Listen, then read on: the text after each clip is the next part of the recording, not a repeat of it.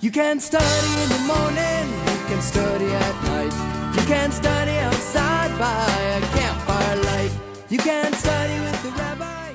So I had a conversation yesterday with the reporter who's doing an article, a piece about why people aren't as engaged with religion anymore compared to, say, 10 years ago. Why are fewer people coming to synagogue, going to church? Why are fewer people engaged and living religious lives? So we went back and forth a little bit, and we had a lovely conversation, but at the end of the day, I felt like she was asking the wrong question. Why should we be surprised at all? Why should we even be asking the question, why are people not engaging the way they did 10 years ago in religious life? Do we engage with anything the way we did 10 years ago? Do we shop the same way that we did 10 years ago? Do we buy books the same way? Do we consume media the same way? 10 years ago, if you wanted to get a message out to the world, either via video or a podcast, or even your own personal writing, you needed a publisher or a producer. Nowadays, you use YouTube, you use Twitter, you use blogs. When's the last time you went to a Blockbuster to rent a movie? When I buy books nowadays, it's more often than not, 95% of the time,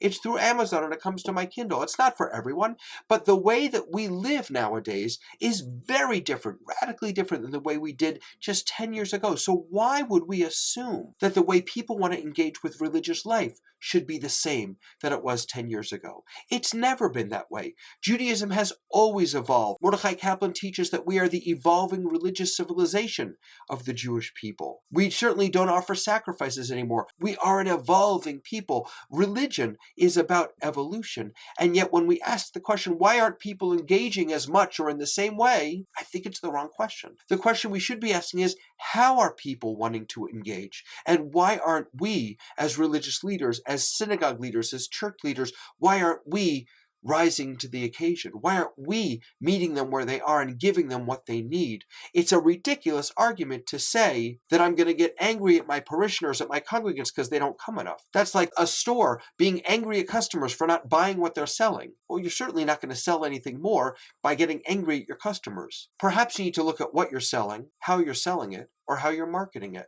The question should not be, why aren't people engaged? The question should be, why aren't we engaging people? What are we not doing that is keeping people away, that's pushing people out? And I would suggest to you that the radical democratization of our world has changed the way people interact with each other, with institutions, with organizations, with communities. And yet the religious world has really lagged behind. We're still a hierarchical organization.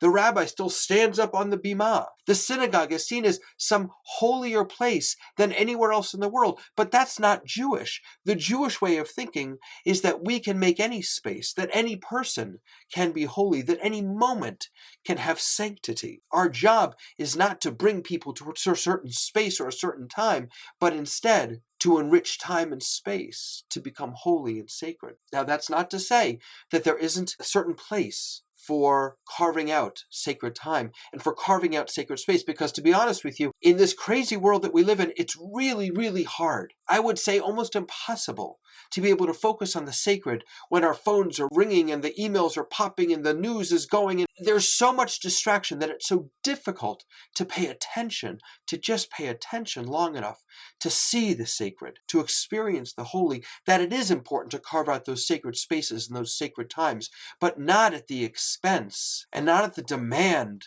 that those are the only times and spaces that can be holy for us. The question is not why aren't people engaging? The question is, how do people want to engage? And what are we, as your religious leaders, going to do to meet you where you are?